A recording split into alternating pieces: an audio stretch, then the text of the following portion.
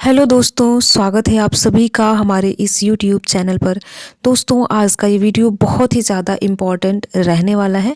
आज के इस वीडियो में हम यूजीसी नेट 9 जनवरी का जो आपका एग्ज़ाम हुआ था, पेपर फर्स्ट को यहाँ पर हम विस्तार से देखेंगे। यहाँ पर हम यूनिट वाइज देखने वाले हैं, साथ ही साथ शिफ्ट फर्स्ट और सेकेंड यानी दोनों शिफ्टों को मिलाकर यहाँ पर हम एक विस्तृत विश्लेषण करने वाले हैं। तो देखिए, ये वीडियो देखने से आपको क्या फ़ायदा होने वाला है। इससे आपको ये फ़ायदा होगा कि जो अगर आपके यूजीसी नेट के एग्ज़ाम अभी नहीं हुए हैं, अगर आपके एग्ज़ाम होने वाले हैं, तो इससे आपको ये फ़ायदा होगा कि आप इन टॉपिक को जो यहाँ पर बताया जाएगा, इन टॉपिक को आप एग्ज़ाम में जाने से पहले एक बार देख के जाएंगे। ठीक है, तो यहाँ पर देखिए, जो भी शिफ्ट फर्स्ट और शिफ्ट सेकंड में प्रश्न पूछा गया है, किन किन टॉपिक से प्रश्न पूछा गया है, हम यहाँ पर विस्तार से यूनिट वाइज देखने वाले हैं। तो ये वीडियो आपके लिए बहुत ही ज़्यादा महत्वपूर्ण होने वाला है। तो इस वीडियो को आप अंत तक ज़रूर देखिए और देखने के साथ साथ अपने यार दोस्त मित्र को भी शेयर कीजिए। तो यहाँ पर देखिए, हम 9 जनवरी का देखने वाले हैं। ऐसे ही 3, 4 और साथ ही 6, 7 और 8 जनवरी का जो भी आपका एग्ज़ाम कंडक्ट कराया गया था, उनका ऐसे ही विश्लेषण हमारे द्वारा किया गया है। तो अगर आपने वो वीडियो नहीं देखा है तो हमारे चैनल MSc नेट JRF पर देख सकते हैं, वीडियो आपको वहाँ पर मिल जाएगा। ठीक है, तो चलिए देखते हैं। देखिए, थोड़ी सी जानकारी हम दे देते हैं यूजीसी नेट के पेपर को लेकर। तो देखिए, यूजीसी नेट का जो पेपर होता है उसमें 2 पेपर आपको देने होते हैं। ठीक है, तो देखिए, ये उनके लिए जो बिल्कुल नए हैं, जो पहली बार यूजीसी नेट का एग्ज़ाम देने जा रहे हैं या जिन्होंने एग्ज़ाम दिया है। तो यहाँ पर आपको 2 पेपर देखने को मिलेगा। जो फर्स्ट पेपर होता है वो सभी का सेम होता है, यानी आपका जो सेकंड विषय, चाहे हिंदी हो, संस्कृत हो या फिर इतिहास हो, अलग अलग हो सकता है, लेकिन जो पहला विषय होता है, जो पहला पेपर होता है, वो सभी का सेम होता है। पाठ्यक्रम भी सेम होता है, प्रश्नों का जो लेवल होता है वो भी सेम होता है। ठीक है, तो ये चीज़ आपको दिमाग में कंफर्म रहनी चाहिए, क्लियर रहनी चाहिए कि जो फर्स्ट पेपर होता है वो सभी का सेम होता है। बाकी आप सभी को जैसा कि पता है, नेगेटिव कोई मार्किंग, यहाँ पर नेगेटिव मार्किंग नहीं है, तो इसका भी आप सभी को ध्यान रखना है। यानी कि कहने का कुल मतलब ये है कि जो प्रश्न आपको आते हैं वो तो करना ही करना है, और जो नहीं भी आते उनको भी आपको तुक्का लगाकर आना है, अगर नहीं आते हैं तो। ठीक है, तो यहाँ पर चलिए हम यूनिट फर्स्ट से स्टार्ट करते हैं। और जैसा कि आप सभी को पता है कि पेपर फर्स्ट में कुल मिलाकर 10 यूनिट है और 10 यूनिट से 5-5 प्रश्न पूछे जाते हैं। इस प्रकार से पेपर फर्स्ट में 50 प्रश्न पूछे जाते हैं। वहीं हम पेपर सेकंड की बात करें तो 100 प्रश्न आपसे पूछे जाते हैं। तो इस प्रकार से देखिए, यूजीसी नेट के एग्जाम में आपसे 150 प्रश्न 300 अंकों के पूछे जाते हैं, कोई नेगेटिव मार्किंग नहीं है। ठीक है, अब चलिए हम देखते हैं। यहाँ पर आप देख सकते हैं यूनिट फर्स्ट जो कि है टीचिंग एप्टीट्यूड, यानी यहाँ पर शिक्षण योग्यता है। यहाँ पर हम प्रश्नों पर अगर फोकस करें तो आप देख सकते हैं कि शिक्षण की विधियों से प्रश्न पूछा है, साथ ही साथ अधिगम के प्रकार से प्रश्न पूछा है, ब्लूम टैक्सोनॉमी से प्रश्न पूछा है, साथ ही साथ शिक्षण के उद्देश्यों और शिक्षक के गुण से प्रश्न पूछा है। तो यहाँ पर जो भी टॉपिक दिए गए हैं उनको आपको एग्जाम में देख कर ही जाना है। ठीक है, अगर आपने ये सारी चीज़ें पहले पढ़ रखी है तो आपको एक बार फिर से एग्जाम में जाने से पहले देख कर जाना है। ठीक है, तो यहाँ पर हम देखिए, अगर स्तर की बात करें, डिफिकल्टी लेवल की बात करें, तो आसान से मध्यम स्तर के प्रश्न आपसे पूछे गए थे। वहीं हम मेन टॉपिक की बात करें तो यहाँ पर आप देख सकते हैं ब्लूम टैक्सोनॉमी, शिक्षण में संरचनात्मकता, संचारात्मकता और मूल्यांकन प्रक्रिया से आपके ये जो प्रश्न थे वो बने हुए थे। ठीक है, अब हम चलते हैं यूनिट सेकंड पे, जो कि आप देख सकते हैं शोध योग्यता है, रिसर्च एप्टीट्यूड है। यहाँ पर हम बात करें तो शोध प्रक्रिया से, प्लेजरिज्म से, यानी जो साहित्यिक चोरी है, यहाँ से प्रश्न पूछे गए थे। डेटा संग्रह तकनीकों जो है उनसे प्रश्न पूछे गए थे, और साथ ही साथ सैम्पलिंग से प्रश्न आपके पूछे गए थे। अगर हम बात करें स्तर के बारे में, यानी डिफिकल्टी लेवल की बारे में बात करें, तो यहाँ पर आप देख सकते हैं न बहुत ज़्यादा कठिन है न बहुत ज़्यादा ईजी है। यहाँ पर आप देख सकते हैं जो पेपर का लेवल है वो मीडियम है, यानी मध्यम है। वहीं हम अगर बात करें महत्वपूर्ण विषय का, तो आप देख सकते हैं शोध डिजाइन, वेरिएबल के प्रकार और अनुसंधान की नैतिकता से आपसे प्रश्न पूछे गए थे। ठीक है, अब हम चलते हैं यूनिट थर्ड पे, जो आप देख सकते हैं पठन समझ, यानी रीडिंग कम्प्रीहेंशन। तो यहाँ पर देखिए, आपके सामने एक पैसेज दिया होता है और उसके 5 प्रश्न दिए होते हैं, और प्रश्नों को पढ़ना है आपको। पहले तो आपको पैसेज को पढ़ना है, उसके बाद जो प्रश्न दिए रहेंगे उनका आपको जवाब देना है। तो यहाँ पर आप देख सकते हैं महत्वपूर्ण विषय में देख सकते हैं पैसेज की संरचना और सटीक उत्तर निकालना, तो ये मेन विषय रहा। अगर हम बात करें डिफिकल्टी लेवल की, तो यहाँ पर आप देख सकते हैं कि आसान आपसे प्रश्न पूछा गया था, यानी कि बहुत ही कठिन प्रश्न नहीं पूछा गया था।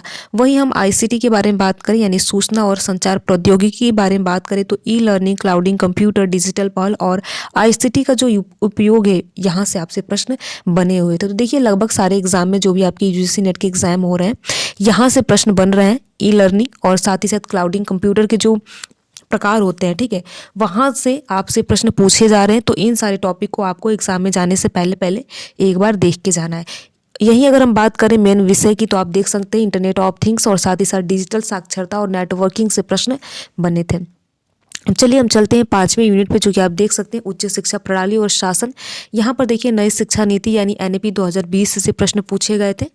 इसी के साथ साथ आप देख सकते हैं यहाँ पर कि भारतीय उच्च शिक्षा का इतिहास और समकालीन मुद्दे से प्रश्न आपसे एग्जाम में पूछे गए थे। तो यहाँ पर देखिए शिफ्ट फर्स्ट और सेकंड दोनों का मिलाकर यहाँ पर आप सभी को बताया जा रहा है। वहीं अगर हम बात करें स्तर को लेकर तो आप देख सकते हैं कि न पेपर ज़्यादा कठिन था न ज़्यादा ईजी था, यानी मीडियम देख सकते हैं, यानी मध्यम। वही हम महत्वपूर्ण विषय की बात करें तो राष्ट्रीय संस्थान और शिक्षा की भूमिका से आपसे प्रश्न पूछे गए थे। चलिए हम चलते हैं 6वें यूनिट पे, जो कि आप देख सकते हैं तर्क शक्ति यानी लॉजिकल रीजनिंग है। यहाँ पर सिलोगिज्म और साथ ही साथ तर्क, विरोधाभास और आर्ग्यूमेंट से आपसे प्रश्न पूछे गए थे। वर्बल एंड नॉन वर्बल आप देख सकते हैं जो रीजनिंग का पार्ट है, यहाँ से प्रश्न पूछे गए थे। तो इन एरियाज को आप सभी को देखकर जाना है एग्जाम में जाने से पहले पहले। अब हम बात करते हैं 7वें यूनिट पर, जो कि आप देख सकते हैं गणितीय तर्क शक्ति यानी मैथमेटिकल रीजनिंग, जो कि देख सकते हैं संख्या प्रणाली से प्रश्न पूछे गए थे। अनुपात और प्रपोर्शन से प्रश्न पूछे गए थे। साथ ही साथ सेट थ्योरी आप देख सकते हैं। यहाँ पर महत्वपूर्ण विषय की अगर हम बात करें तो प्रतिशत, लाभ हानि और लघुगणक से प्रश्न आपसे पूछे गए थे। साथ ही साथ देखिए हम 8वें यूनिट पे चलते हैं, जो कि डीआई है। आप देख सकते हैं डाटा इंटरप्रिटेशन। यहाँ पर देखिए आपसे एक बार ग्राफ दिया गया था और साथ ही साथ टेबल आधारित आपसे प्रश्न पूछे गए थे।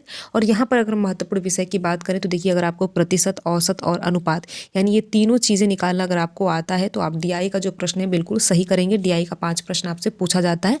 तो कहने का कुल मतलब ये है कि यहाँ पर देखिए 10 यूनिट दिया गया है और 10 यूनिट से 5-5 प्रश्न आपसे यूजीसी नेट के एग्जाम में पूछे जाते हैं। अब हम चलते हैं 9वें यूनिट पे, जो कि आप देख सकते हैं लोग और पर्यावरण। तो यहाँ पर देखिए मुख्य फोकस रहा पर्यावरणीय जो समस्याएं हैं, प्रदूषण और एसडीजी, जो कि आप सभी को पता है सस्टेनेबल डेवलपमेंट जो 17 गोल डिसाइड किए गए, यहाँ से प्रश्न बने थे। तो देखिए लगभग यूजीसी नेट के अभी तक जितने एग्जाम हुए हैं वहाँ पर आप देखेंगे एसडीजी से प्रश्न बन रहे हैं। तो इनको आपको अलग से एक बार देख कर जाना है। आप सभी को बता दें, देखिए इस पर मैंने 4 तारीख का पेपर एनालिसिस किया था, उसमें मैंने विस्तार से आप सभी को एसडीजी यानी सस्टेनेबल डेवलपमेंट गोल के बारे में बताया था। तो अगर आप चाहते हैं तो उस वीडियो को एक बार आप ज़रूर देखें, ठीक है। यहाँ पर हम बात करें पेपर के स्तर को लेकर तो आप मध्यम देख सकते हैं, यानी पेपर न बहुत ज़्यादा ईजी था न बहुत ज़्यादा कठिन था।